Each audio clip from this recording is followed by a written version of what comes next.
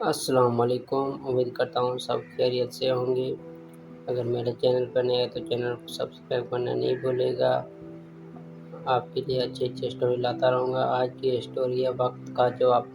اقبال صاحب اور ان کی اہلیہ نسرین اپنے تینوں بیٹوں ثنا، فوزیہ اور نور کے ہمراہ 2 کمروں کے کرائے کے مکان میں منتقل ہو گئی تھی۔ اس سے پہلے وہ اپنے بھائیوں کے ساتھ آبائی گھر میں رہتی تھی، لیکن وقت کے ساتھ خاندان بڑا ہوا تو سب نے باہمی مشورے سے مکان بیچنے کا فیصلہ کیا۔ بڑے بھائیوں نے تو نیا گھر خرید لیا، لیکن اقبال صاحب نے دکان خریدنے کو ترجیح دی۔ کافی عرصے دکان پر کام کرنے کی وجہ سے انہیں کام کا اچھا تجربہ ہو گیا تھا۔ ان کی رائے تھی کہ معقول آمدنی ہو تو مکان بھی بن جاتا ہے۔ رات کے کھانے کے بعد ان کی اہلیہ نے بچیوں کے اسکول کا مسئلہ اٹھایا، کیونکہ پہلے والا اسکول اب کافی دور ہو گیا تھا۔ میں کل ہی بچوں کے لیے اچھا سا اسکول ڈھونڈتا ہوں، ان کا وقت بالکل ضائع نہیں ہونا چاہیے، اقبال صاحب بولے۔ تھوڑی دیر میں اقبال صاحب کے بھائی اور بھابھی ان سے ملنے آ گئے۔ باتوں باتوں میں بچوں کے اسکول کا ذکر آیا۔ ارے بھائی، بچوں کے لیے اچھے اسکول کی کیا ضرورت ہے بھلا؟ کسی بھی عام سی اسکول میں داخل کرا دو، پڑھ لکھ کر افسر تھوڑی بن جائیں گے۔ شادی کر کے دوسرے گھر ہی تو جانا ہے۔ اگر کوئی بیٹا ہوتا تو بات سمجھ میں بھی آتی، کم از کم کاروبار میں تمہارا ہاتھ تو بٹاتا۔ لڑکیوں پر اتنے پیسے خرچ کرنا تو سراسر بے وقوفی ہے۔ بھائی نے انتہائی لاپرواہی سے اپنی رائے کا اظہار کیا۔ بھائی صاحب، یہ آپ کیسی باتیں کر رہے ہیں؟ اقبال صاحب حیرانی سے بولے۔ ٹھیک ہے تو کہہ رہے ہیں، تمہارے بھائی بیٹوں کو تو ویسے بھی پرائے گھر جانا ہے، تو کیا ضرورت ہے ان پر اتنے پیسے خرچ کرنے کی؟ اب دیکھو نا، ہمارے ماشاءاللہ 4 بیٹے ہیں، تھوڑا بہت پڑھ لکھ لیں گے تو اپنے والد کے ساتھ کاروبار سنبھال لیں گے، اور ویسے بھی آج کل تعلیم حاصل کرنے کا کیا فائدہ، ملازمت ملتی نہیں ہے، بہتر یہی ہے کہ بچا کر رکھیں۔ بھابھی نے تو اپنے ڈانس میں بڑے دور اندیشی کی بات کی تھی۔ بچوں کی ماں سیرا نے گیا اور وہ بھی بول پڑی، بھابھی اچھی تعلیم تو لڑکے اور لڑکیوں دونوں کے لیے ضروری ہے۔ اگر اچھی تعلیم ہوگی تو وہ کاروباری نہیں، معاشرے میں بھی کامیاب ہوں گے۔ بھابھی، آج کل یہی بچے ملازمت کی تلاش میں جوتیاں چٹکاتے پھرتے ہیں۔ اب آپ ہی بتائیں، کیا فائدہ ایسی تعلیم کا جس سے پیٹ بھی نہیں بھر سکے؟ لیکن میں بچوں کو اچھی تعلیم دلوانے کے حق میں ہوں اور اس سے پیچھے نہیں ہٹوں گا، اقبال صاحب نے 2 ٹوک الفاظ میں کہا۔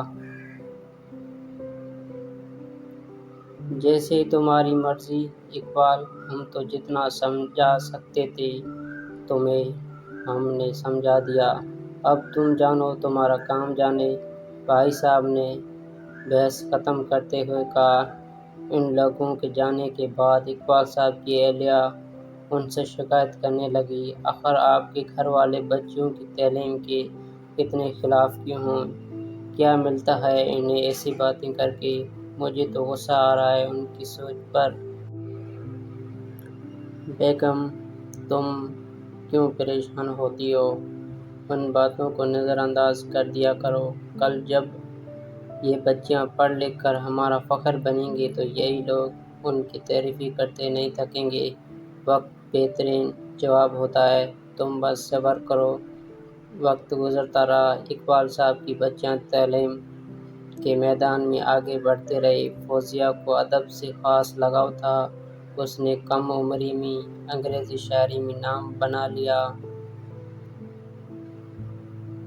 ساتھ ساتھ میڈیکل کی تعلیم بھی جاری رکھی اور پھر فوج میں ایک قابل ڈاکٹر بن گئی۔ ثنا بھی پڑھ لکھ کر بینک کے اعلیٰ عہدے پر فائز ہو گئی۔ نور کو وکالت میں دلچسپی تھی، اقبال صاحب نے اس کا داخلہ شہر کے بہترین لاء کالج میں کرا دیا۔ جہاں وہ 3rd ایئر کی طالبہ تھی۔ کل تک جن بچوں کی تعلیم کی مخالفت کی جا رہی تھی، آج وہ اپنے خاندان کا فخر بن گئی تھی۔ ہر کوئی اقبال صاحب اور ان کی بیگم کی اعلیٰ ترتیب کی تعریف کرتا تھا۔ پھر ایک دن اقبال صاحب کے بھائی اور بھابھی ان سے ملنے آئے۔ وہ کچھ پریشان لگ رہے تھے۔ اقبال، تم اور نسرین نے جو کہا وہ کر کے دکھا دیا۔ ہماری لاکھ مخالفت کے باوجود تم نے بچوں کی تعلیم تربیت میں کوئی کسر نہیں چھوڑی۔ آج میں تمہارے اور ثنا کے پاس ایک خاص کام سے آیا ہوں۔ بھائی صاحب، ہم نے تو بس اپنا فرض ادا کیا۔ آپ کہیے، ہم سے جو ہو سکا ضرور کریں گے انشاءاللہ۔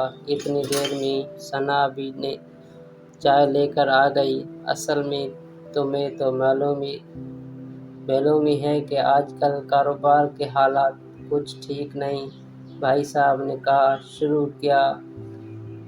اب بچوں کی بھی شادی ہو گئی ہے، ایسے ہی ایک دکان سے گزارا کرنا مشکل ہو گیا ہے۔